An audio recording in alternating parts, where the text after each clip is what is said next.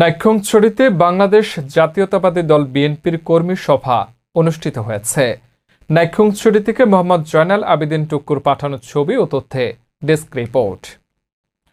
বান্দরবানের নাইক্ষ্যংছড়ি বিএনপির উদ্যোগে শনিবার বিকালে রেস্ট হাউসের সভাকক্ষে উপজেলা বিএনপির সভাপতি আরিফুল্লাহ ছোট্টর সভাপতিত্বে এ সভা অনুষ্ঠিত হয়। সাধারণ সম্পাদক আব্দুল আলিম বাহাদুর ও যুগ্ম সাধারণ সম্পাদক নুরুল আফসার সুহেলের যৌথ সঞ্চালনায় পবিত্র কোরআন তেলাওয়াতের মাধ্যমে শুরু হওয়া অনুষ্ঠানে প্রধান অতিথি বান্দরবান জেলা বিএনপির সাধারণ সম্পাদক জাবেদ রেজা প্রহসনী নির্বাচন বন্ধ ও নেতাকর্মীদের সংসদ নির্বাচনের মতো উপজেলা নির্বাচনও বয়কট করতে ঘরে ঘরে বার্তা পৌঁছে দেওয়ার আহ্বান জানিয়ে বলেন, বিএনপি বারবার বলেছে এই সরকারের অধীনে শেখ হাসিনার অধীনে কোনো নির্বাচন কখনো সুষ্ঠু হতে পারে না। গত 7 জানুয়ারি নির্বাচনে প্রমাণিত হয়েছে 90 বাকশালী সরকার এদেশের মানুষের গণতন্ত্রের অধিকার মানে না, এদেশের মানুষের ভোটের অধিকার তারা বিশ্বাস করে।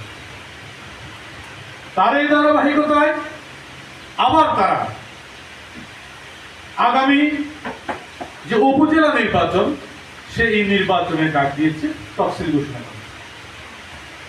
যখন বিএনপি বলেছে নির্বাচনে যাবে না, তখনই তারা আইন সংশোধন ব্যতীত তারা তাদের প্রতীক বরাদ্দ নিষিদ্ধ করে দিয়েছে।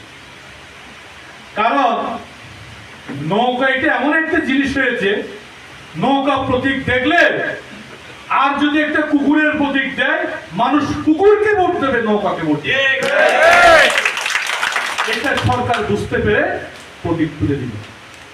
প্রতীক তুলে দেওয়ার পর বিএনপি বলল যে আমরা নির্বাচন বয়কট করছি, নির্বাচন যাব। কেন যাব নির্বাচন বলে?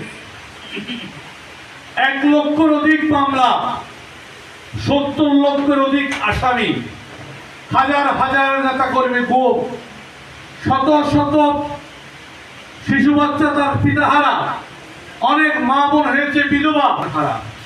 এই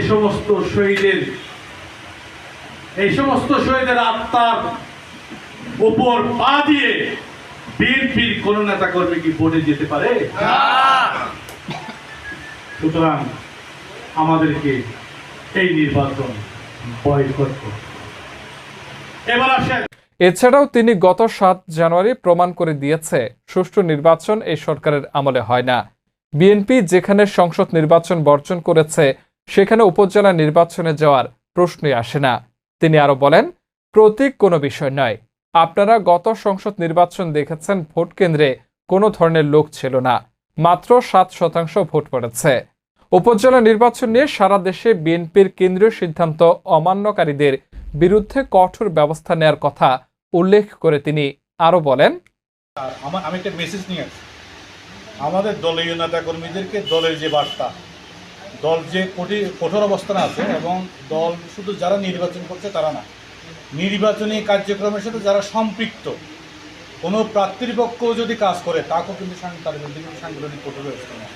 আমার দলীয় নেতা কর্মী পৌঁছে দেওয়ার জন্য মনে করি যে এটা কমপ্লিটলি একটা একতরফা ভুয়া এবং সাজানো নির্বাচন করার জন্য একটা নির্বাচন নামক একটা নাটক মঞ্চস্থ করে যে সরকার তো একটা মৃত্যুর সরকারের পরিণত হয়েছে।